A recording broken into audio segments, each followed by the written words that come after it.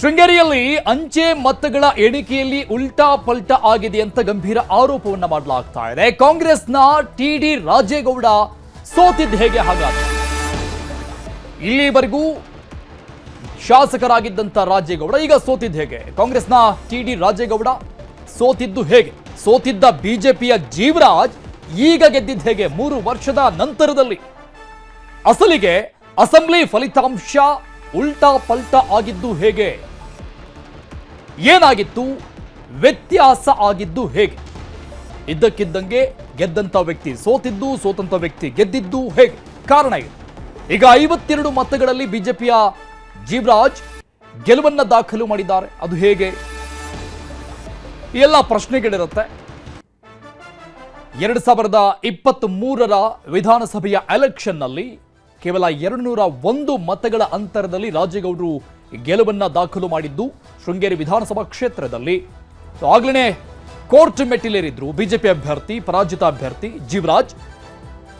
ಆಗ ballot paper ಮತ್ತೆ ಮರು ಎಣಿಕೆ ಮಾಡಬೇಕು ಅನ್ನುವಂಥ ಆದೇಶವನ್ನು ಕೊಡಲಾಯಿತು. ಕಳೆದ ಕೆಲವು ದಿನಗಳ ಹಿಂದಷ್ಟೇ ಮರು ಮತ ಎಣಿಕೆ ಆಯಿತು. ಬ್ಯಾಲೆಟ್ ಪೇಪರ್ದು ಮಾತ್ರ, ಇವಿಎಂ ಮಷಿನ್ದಲ್ಲ. ಸೊ ಅಲ್ಲಿ ಈಗ 52 ಮತಗಳ ಅಂತರದಿಂದ ಬಿಜೆಪಿ ಅಭ್ಯರ್ಥಿ ಗೆಲುವು ಅನ್ನುವಂಥದ್ದನ್ನ ಘೋಷಣೆ ಮಾಡಲಾಗಿದೆ. ಚುನಾವಣಾ ಇಲಾಖೆ ಗೆದ್ದಿದ್ದಂತ ರಾಜೇಗೌಡ ಈಗ ಸೋತಿರುವುದು. ಸೋತಿದ್ದ ಬಿಜೆಪಿಯ ಅಭ್ಯರ್ಥಿಯಾಗಿದ್ದ ಜೀವರಾಜ್ ಈಗ ಶಾಸಕರಾಗಿದ್ದಾರೆ, ಗೆಲುವನ್ನ ದಾಖಲು ಮಾಡಿದ್ದಾರೆ. ಉಳಿದಿರುವಂತ 2 ವರ್ಷಗಳ ಕಾಲ ನಾನು ಜನಸೇವೆ ಮಾಡೋಕೆ ತಯಾರಿದ್ದೀನಿ ಅಂತ ಅವರು ಮೊನ್ನೆ ತಾನೇ ಹೇಳಿಕೆಯನ್ನು ಕೊಟ್ಟರು. ಆದ್ರೆ ಈಗ ಫಲಿತಾಂಶದ ಬಗ್ಗೆ, ಅಂದ್ರೆ ಈಗ ಬಂದಿರುವಂತಹ ಫಲಿತಾಂಶದ ಬಗ್ಗೆ ಕಾಂಗ್ರೆಸ್ ಅನುಮಾನವನ್ನ ವ್ಯಕ್ತಪಡಿಸ್ತಾ ಇದೆ. ಶೃಂಗೇರಿ ಫಲಿತಾಂಶದ ಅಂಕೆ ಸಂಖ್ಯೆಗಳನ್ನು ನೋಡ್ತಾ ಇದ್ವಿ.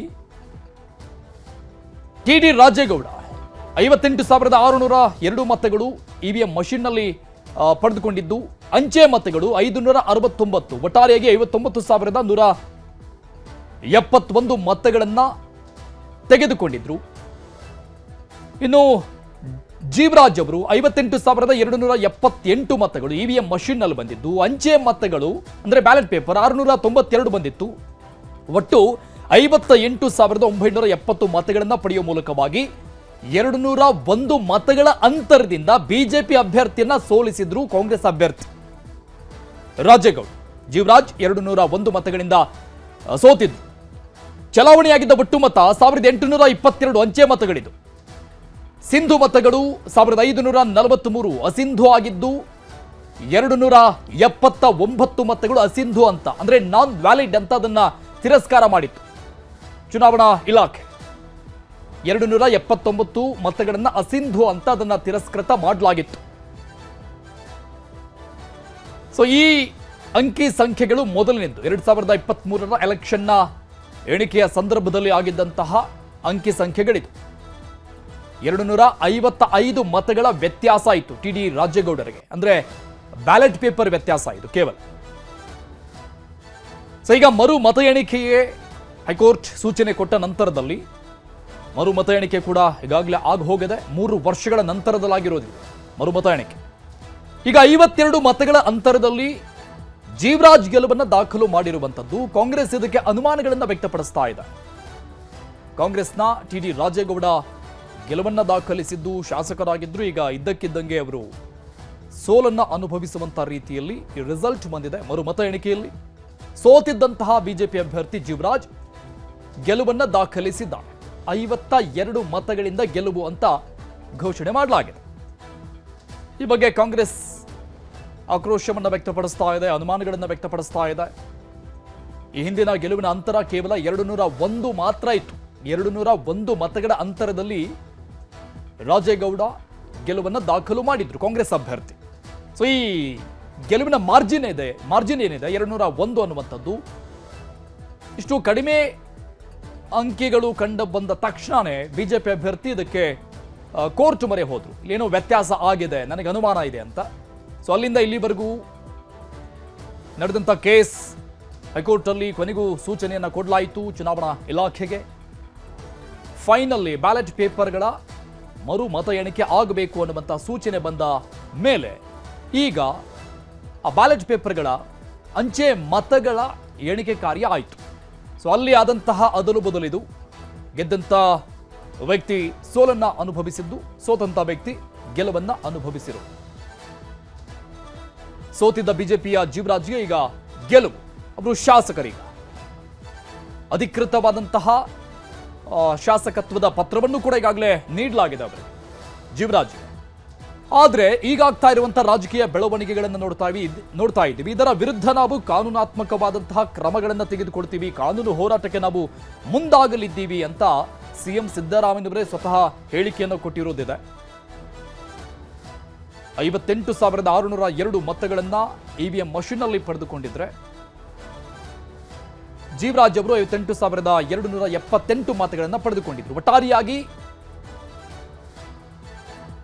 201 ಮತಗಳ ಅಂತರದಿಂದ ಕಾಂಗ್ರೆಸ್ ಅಭ್ಯರ್ಥಿ ಗೆಲುವನ್ನ ದಾಖಲು ಮಾಡಿದ್ದಾರೆ ಅಂತ 2023ರ ಎಲೆಕ್ಷನ್ ನಡೆದ ನಂತರದಲ್ಲಿ ಘೋಷಣೆ ಆಗಿದ್ದು.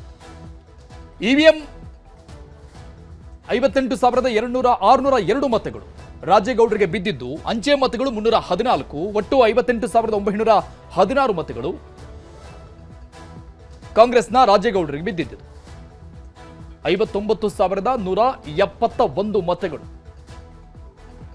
ಇವಿಎಂ ಮಷೀನ್ ಮತ್ತು ಅಂಚೆ ಮತ ಎರಡೂ ಸೇರಿ. ಜೀವರಾಜ್ ಅವರು ಬಿಜೆಪಿ ಅಭ್ಯರ್ಥಿ, ಆ ಅಂಕಿ ಸಂಖ್ಯೆಗಳಿದ್ದು 58,970 ಮತಗಳು ಟೋಟಲ್ ಪಡೆದುಕೊಂಡಿದ್ದು. ಅಂಚೆ ಮತ 692, ಇವಿಎಂ 58,278 ಮತಗಳನ್ನು ಪಡೆದಿದ್ರು. ಒಟ್ಟಾರೆ 58,970 ಮತಗಳನ್ನು ಪಡೆದುಕೊಂಡ್ರೂ ಕೂಡ 201 ಮತಗಳ ಅಂತರದಿಂದ ಬಿಜೆಪಿ ಅಭ್ಯರ್ಥಿ ಜೀವರಾಜ್ ಸೋಲನ್ನು ಅನುಭವಿಸುವಂತಹದ್ದಾಗಿತ್ತು. ಆದರೆ ಮಾರ್ಜಿನ್ ನೋಡಿ ಅವರು ಕೋರ್ಟ್ ಮೆಟ್ಟಿಲೇರಿದ್ರು.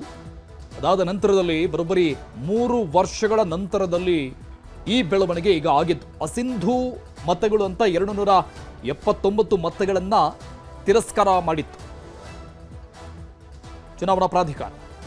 279 ಮತಗಳು ಅಸಿಂಧು ಅಂತ ಅಂದ್ರೆ ಅದನ್ನ ತೆಗೆದುಕೊಳ್ಳೋಕೆ ಬರೋದಿಲ್ಲ, ಕನ್ಸಿಡರ್ ಮಾಡೋಕೆ ಬರೋದಿಲ್ಲ ಅಂತ ಒಂದಿಷ್ಟು ರೂಲ್ಸ್ ಅಂಡ್ ರೆಗ್ಯುಲೇಷನ್ಸ್ಗಳ ಪ್ರಕಾರವಾಗಿ ನಾವು ಅಂಚೆ ಮತದಾನವನ್ನ ಮಾಡಬೇಕಾಗತ್ತೆ. ಅದರಲ್ಲಿ ಏನಾದರೂ ಹೆಚ್ಚು ಕಡಿಮೆ ಆದರೆ ಆ ನಿಯಮಗಳನ್ನ ಅನುಕರಣೆ ಮಾಡದೇನೆ ನಾವು ಮತ ಚಲಾವಣೆ ಮಾಡಿದ್ರೆ ಅದು ಅಸಿಂಧು ಆಗುತ್ತೆ.